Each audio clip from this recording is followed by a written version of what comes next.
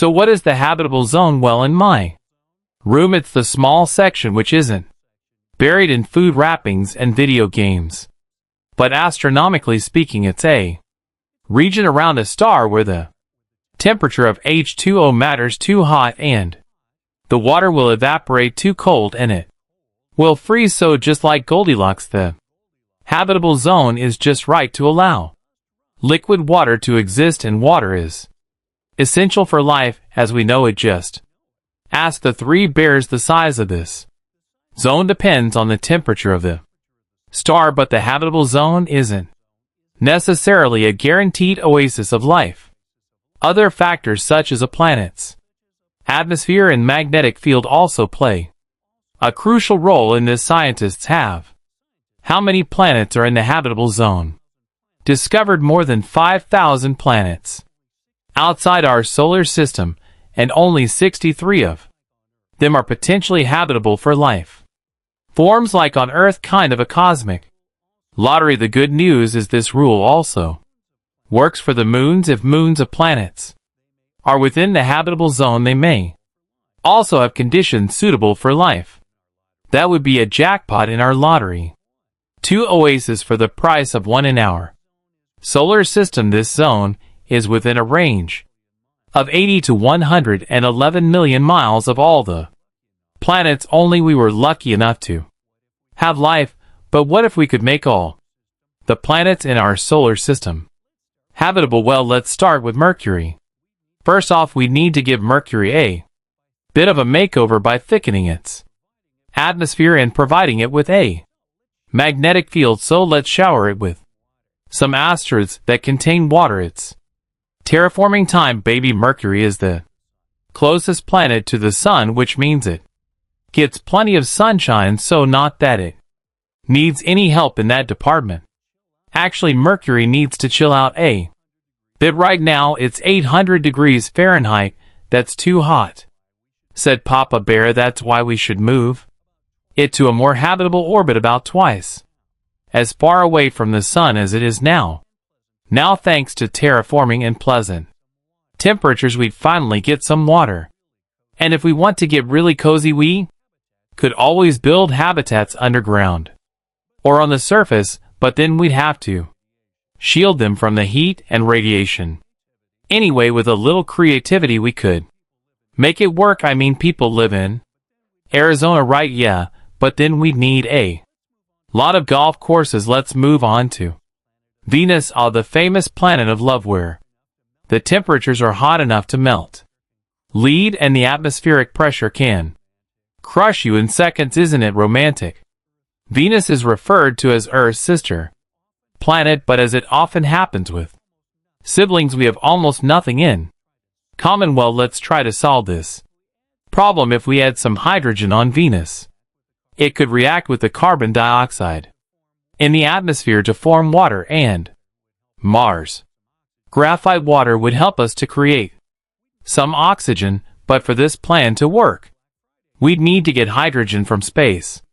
Like it's a Black Friday sale. After that, we can build our new homes. We'll just have to make sure the buildings are strong enough to withstand the winds and acid rain. Piece of cake, right? Luckily, with the next planet, things are much easier. Mars is often considered the most promising candidate for extraterrestrial life in our solar system. It's a rocky planet with a thin atmosphere, but it has signs of water on its surface, and not only water, but even microbial life. So the Martians must think of us as extraterrestrials. Anyway, if we're going to terraform Mars, adding oceans is a must. They thicken the atmosphere and warm the surface. Time for another asteroid shower, or we could create some giant mirrors to reflect the sunlight and melt the ice caps. Easy peasy. And as soon as oceans appear on Mars, it'll gradually turn into a lush green planet very similar to our Earth. After that, we'll just need to build some artificial habitats and make sure they have all the comforts of home. Now, making rocky planets habitable isn't that difficult compared to the gas giants.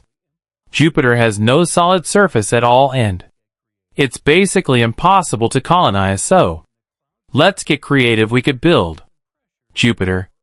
Floating habitats in the clouds of Jupiter where temperatures and pressures are more Earth-like. We just need to protect them from little inconveniences, like wind speeds of more than 400 miles per hour and lightning every other minute. But if we manage to build homes in Jupiter's atmosphere, we could have some truly unique views. Just imagine waking up every day and seeing swirling clouds and colorful bands out your window, or taking a stroll through the gas giant's thick atmosphere. Scary and awesome. Just watch your step on that balcony. We could also use some high technologies to make Jupiter's atmosphere breathable, something that would consume its gases and release oxygen. No sci-fi, but wouldn't that be cool? Let's move on to Saturn. It's also a gas giant, which has no solid surface for life to exist. But don't lose hope. Just like with Jupiter, we could create some floating habitats in the upper atmosphere of Saturn. Try living on a luxurious cloud. Although the rent would be sky high, we could also cover the planet with a giant shield like a cosmic umbrella in space. It's raining cosmic rays instead of water, but this barrier could protect us from harmful radiation and solar winds. Thanks to this, the weather on Saturn would become a bit calmer. Also, remember how we were talking about moons?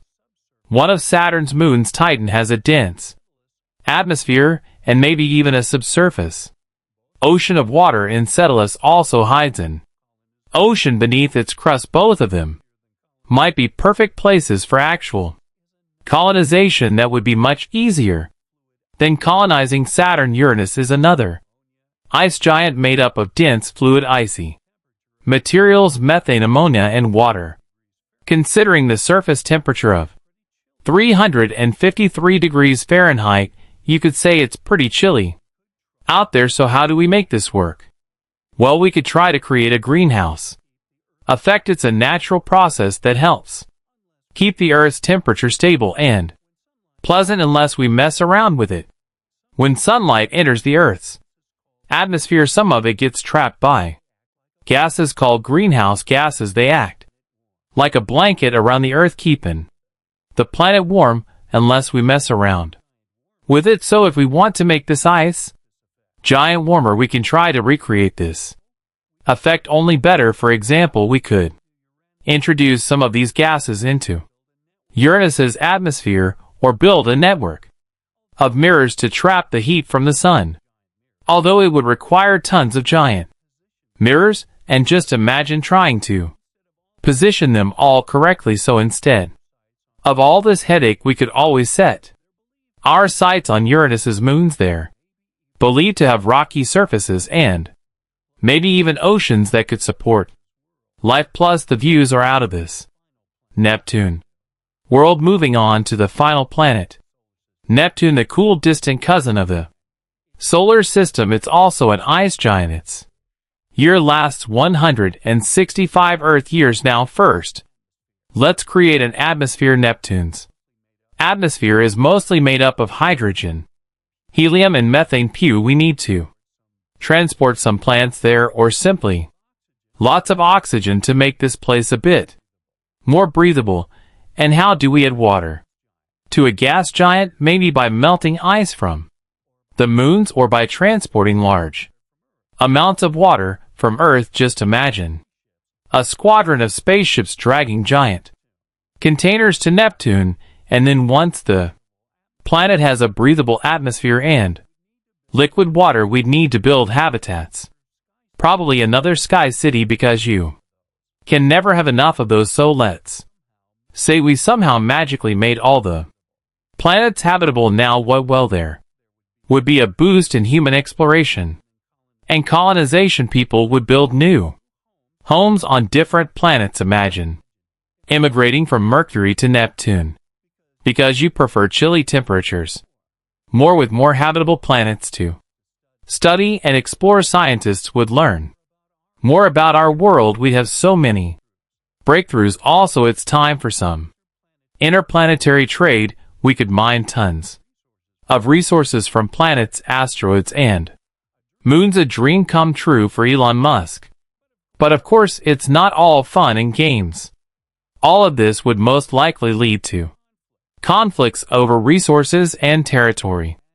Imagine trying to keep peace between Jupiterians and Martians. Well, all jokes aside, the possibility of all planets being habitable is mind-boggling, but in reality, terraforming planets like this is impossible, at least for now. But who knows, many things were considered impossible before, but this didn't stop us. So let's keep dreaming. Meanwhile, we can clean up the planet we're already on.